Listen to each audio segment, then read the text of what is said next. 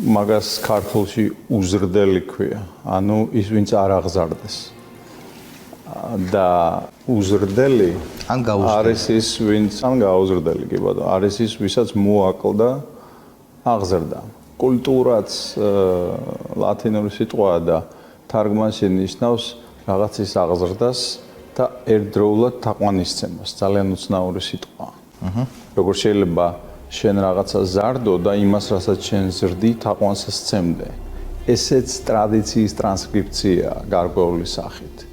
და აქედან გამომდინარე, აი თქვა ჩვენს სარწმუნოებრივ სისტემაში, წმინდა მამობრივ გამონათქვამებში ძალიან ხშირად გვხვდება აზრი იმის შესახებ, რომ თუ კი უმცროსი უფროს გულით უჯერებს და ენდობა, რომაც უფროსი რაღაცაში სცდებოდეს, თუ ჩანაფიქრი არის სუფთა და სიკეთე, ის ღმერთის ხელით მაინც სწორდება.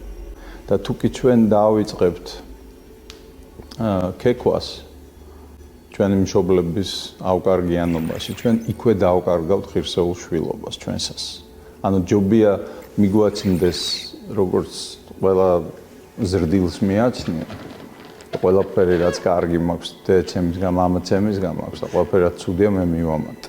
და უფრო უსაფრთხოდ ვიქნებით.